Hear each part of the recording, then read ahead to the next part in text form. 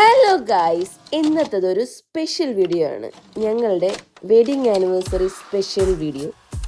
Anniversary പ്രമാണിച്ച് ഞങ്ങൾ സാമ്പ്രാണിക്കൊടി പോകാനൊന്ന് തീരുമാനിച്ചു. ഞങ്ങൾ കൊല്ലംകാരാണ്, എന്നിട്ട് ഇതുവരെയും സാമ്പ്രാണിക്കൊടി കണ്ടിട്ടില്ല എന്ന് പറഞ്ഞാൽ അത് മോശമല്ലേ? എന്നാൽ ഇന്നത്തെ യാത്ര സാമ്പ്രാണിക്കൊടിയിലേക്കാകാം എന്ന് വിചാരിച്ചു. അങ്ങനെ ഞങ്ങൾ സാമ്പ്രാണിക്കൊടിയിലെത്തി, ബോട്ടിൽ കയറി തുരുത്തിലെത്തിയിട്ടുണ്ട്. നമുക്ക് കായലിൻ്റെ നടുക്കൂടി ഇങ്ങനെ നടക്കാം എന്ന് പറഞ്ഞാൽ ആരെങ്കിലും വിശ്വസിക്കുമോ? അതുപോലൊരു അത്ഭുത കാഴ്ചയാണ് കേട്ടോ ഇവിടെ. നമുക്ക് കായലിൻ്റെ നടുക്കൂടി ഇങ്ങനെ നടക്കാം. മുട്ടറ്റം വരെ വെള്ളമുള്ളൂ. അപ്പനും മോനും കൂടെ ബ്ലാക്ക് വിട്ട് സാമ്പ്രാണിക്കൊടി കാണാൻ വന്നേക്കുകയാണ്. മിച്ചൂട്ടൻ്റെ മുഖത്ത് ചെറിയൊരു കള്ളച്ചിരിയൊക്കെ വിടരുന്നുണ്ട്. വൈകുന്നേരമാണ് ഞങ്ങൾ സാമ്പ്രാണിക്കൊടിയിൽ എത്തിയത്. അതുകൊണ്ട് തന്നെ അധികം വെയിലോ കാര്യങ്ങളോ ഒന്നും തന്നെ ഇല്ലായിരുന്നു.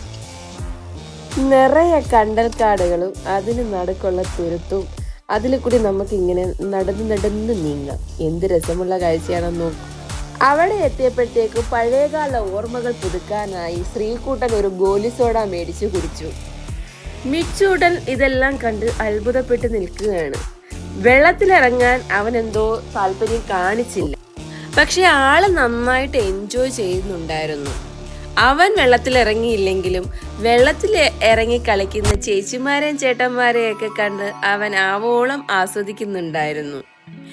ആ കടയിലെ ചേട്ടൻ കൊടുത്തതാണ് ആ ലോലിപോപ്പ്. അതും കൈ വെച്ചിട്ട് ഫുൾ ടൈം തുരുത്തിലൂടെ ഇങ്ങനെ എൻ്റെ കയ്യിലും ശ്രീകുട്ടൻ്റെ കയ്യിലും മാറി മാറി ഇരിക്കുകയായിരുന്നു മിച്ചൂട്ടൻ.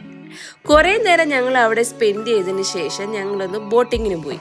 തുരുത്തിൽ കൂടി ഒരു കുഞ്ഞ് വള്ളത്തിൽ ഒരു കുഞ്ഞ് യാത്ര. എന്ത് സുഖമായിരുന്നു പറയാമോ? നല്ല ഇളം കാറ്റ് വീശുന്നുണ്ടായിരുന്നു. വൈകുന്നേരമായത് കൊണ്ട് തന്നെ അധികം വെയിലില്ലായിരുന്നു. അതുകൊണ്ട് തന്നെ ഞങ്ങള് അധികം ടയേർഡും ആയില്ല. ജീവിതത്തിൽ ഒരിക്കലെങ്കിലും നിങ്ങൾ ഇതൊക്കെ ഒന്ന് എക്സ്പീരിയൻസ് ചെയ്യണം ഗൈസ്.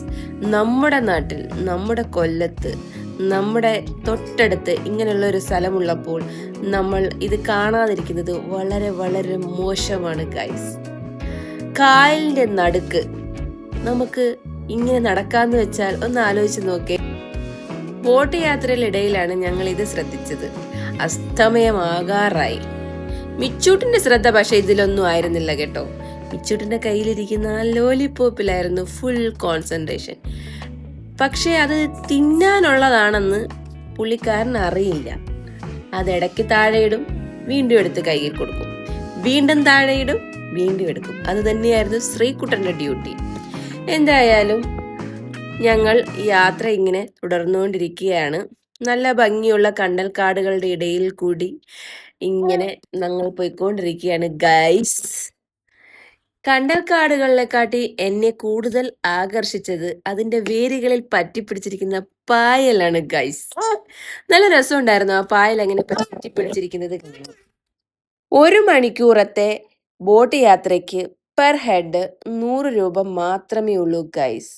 പക്ഷേ നല്ലൊരു എക്സ്പീരിയൻസ് തരുന്ന ഒരു കിടു യാത്രയാണത്. ബോട്ടിംഗ് ഒക്കെ കഴിഞ്ഞ് ഞങ്ങൾ തിരിച്ച് തുരുത്തിലേക്ക് എത്തി. അപ്പോഴേക്കും സമയം ഏകദേശം കഴിയാറായി ഗൈസ്. കാരണം ഞങ്ങൾ എത്തിയത് വൈകുന്നേരമാണ്. ഓൾമോസ്റ്റ് അവിടെ ടൈം കഴിയാറായിട്ടുണ്ടായിരുന്നു. അതിൻ്റെ കൂടെ ബോട്ട് യാത്രയും കഴിഞ്ഞ് ഞങ്ങൾ എത്തിയപ്പോഴത്തേക്കും ഏകദേശം 4:30 വരെ മാത്രമേ അവിടെ ബോട്ട് സർവീസ് അവൈലബിൾ ആയിട്ടുള്ളൂ. 4:30 കഴിഞ്ഞു കഴിഞ്ഞാൽ ആൾക്കാരെ അങ്ങോട്ട് കൊണ്ടുപോകില്ല, പോയവരെ തിരിച്ചു കൊണ്ടുവരാൻ മാത്രമേ ചെയ്തിട്ടുള്ളൂ. 4:30 മുതൽ 5:30 വരെ. 5:30 കഴിഞ്ഞു കഴിഞ്ഞാൽ അവിടുന്ന് എല്ലാവരെയും തിരിച്ച് കൊണ്ടുവരുന്നതായിരിക്കും. സോ ഞങ്ങൾ ബോട്ട് യാത്രയൊക്കെ കഴിഞ്ഞ് തിരിച്ചെത്തിയപ്പോഴത്തേക്കും ഏകദേശം 5:30 കഴിഞ്ഞിരുന്നു. അപ്പോഴത്തേക്ക് ടൈം ഓവറായി. എങ്കിലും ഞങ്ങൾ അവിടെ 10 മിനിറ്റ് ഒന്ന് സ്പെൻഡ് ചെയ്തു. ലാസ്റ്റ് ബോട്ടിൽ കയറി ഞങ്ങൾ തിരിച്ച് എത്തി. ഒരു ചായയൊക്കെ കുടിച്ചു. കുറച്ചു നേരം മിച്ചൂട്ടിനുമായിട്ട് അവിടെയൊക്കെ കളിച്ചു. അവിടുത്തെ കുരിശടിയിലൊക്കെ കയറി ഞങ്ങൾ പ്രാർത്ഥിച്ചു. കാരണം ഞങ്ങളുടെ വെഡിങ് ആനിവേഴ്സറി ആണേ. അങ്ങനെ ഞങ്ങൾ തിരിച്ചു പോരാനായിട്ട് പോരുന്നു. അപ്പോൾ അത്രയേ ഉള്ളൂ ഇന്നത്തെ വീഡിയോ. എല്ലാവർക്കും ടാറ്റ ബൈ ബൈ. നെക്സ്റ്റ് വീഡിയോയിൽ കാണാം. ലവ് യു മാ.